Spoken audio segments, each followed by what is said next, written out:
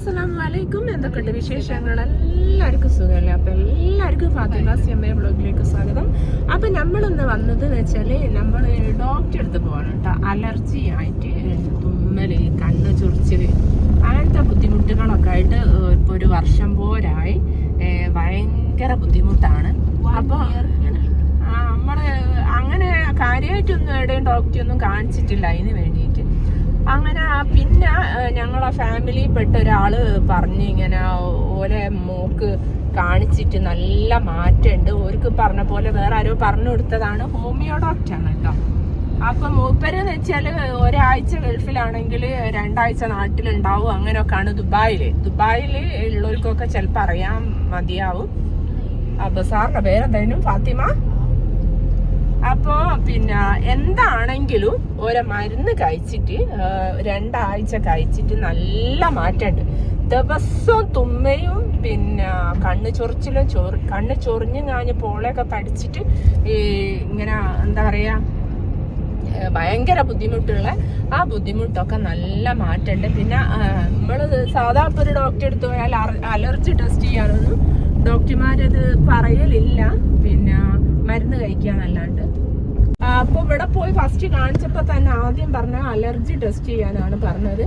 അങ്ങനെ അത് ടെസ്റ്റ് ചെയ്യണേ. അങ്ങനെയൊക്കെയാണ് ഇന്നത്തെ വിശേഷങ്ങൾ. പിന്നെ ഞങ്ങളെ നരിക്കുഞ്ഞ കേട്ടോ. അത് ഞങ്ങളെ നരിക്കുഞ്ഞാണ്. ഞങ്ങളെ നാടാണ് കേട്ടോ നമ്മള് കാണുന്നത്. കണ്ടില്ലേ? ഇവിടുന്ന് കോഴിക്കോട്ടേക്കാണ്. ഇത് മടവൂര് മെഡിക്കൽ റോഡാണ്. കണ്ടോ? ഞങ്ങളെ സ്വന്തം നരിക്കുഞ്ഞേട്ടാ. ഞാൻ ഏടെ ചെന്നാലും എന്നോട് ചോദിക്കും, നിങ്ങൾ ഏടാ സ്ഥലം? കോഴിക്കോടല്ലേ എന്ന് ചോദിക്കും.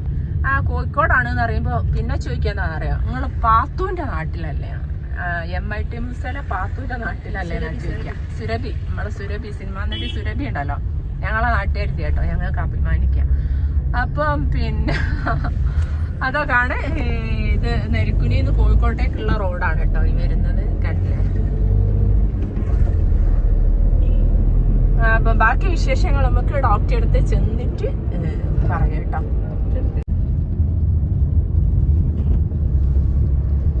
ഹലോ. അപ്പൊ നമ്മള് ഡോക്ടറെ കാണിച്ച് തിരിച്ചെത്തിയിട്ടുണ്ട് കേട്ടോ.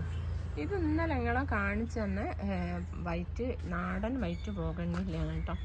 ഇതൊന്ന് ഞാൻ എന്ത് ചെയ്തെന്നറിയോ, ഇത് കണ്ടോ, വള്ളി പോലത്തെ കമ്പുകൾ അതിനുള്ള അത് ഇങ്ങനെ കൂടെ പിരിച്ചിട്ടിട്ട് ഇതിൻ്റെ ഒരു ഭംഗി നോക്കിയേ. കണ്ടോ? നല്ല ഭംഗിയല്ലേ കാണാൻ? ഇങ്ങനെ താഴ്ന്ന് ഇങ്ങനെ തൂങ്ങിക്കിടക്കുന്നു. കണ്ടോ? നമ്മളെ മുറ്റത്തൊരു എള്ളോർമാവ് ഉണ്ട് കേട്ടോ. എള്ളർമാവ് എന്നറിയൂ, എള്ളൂർമാവ് എന്നാ ഞങ്ങൾ അറിയല്. അപ്പൊ നിറയെ പൂത്ത് കിട്ടോ.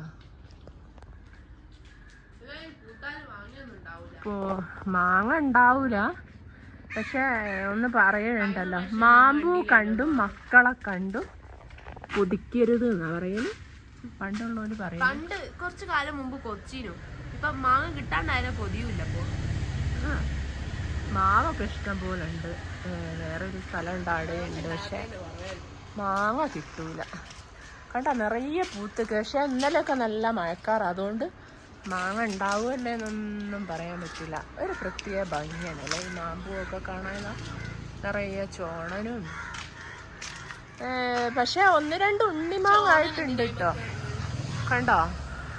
ഉണ്ണിമാങ്ങ ഉണ്ട്. തേനുണ്ടാവും, തേൻ കുടിക്കാൻ വേണ്ടി വരുന്നത്.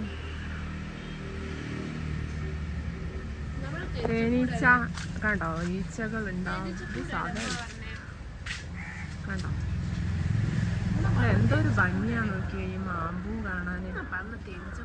തേനീച്ചക്കൂടെ കാണിച്ചു. ഞങ്ങളുടെ സ്കൂളിലെ ഞാൻ പറഞ്ഞില്ലേ തേനീച്ചുണ്ട്.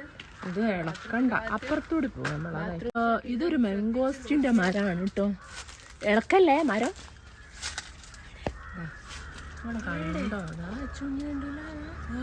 ഇതൊറ്റാ കൂട്ടം കൂടി നമ്മളെക്കൊള്ള വന്നിട്ടുണ്ട്. നമ്മളെ കണ്ടോ?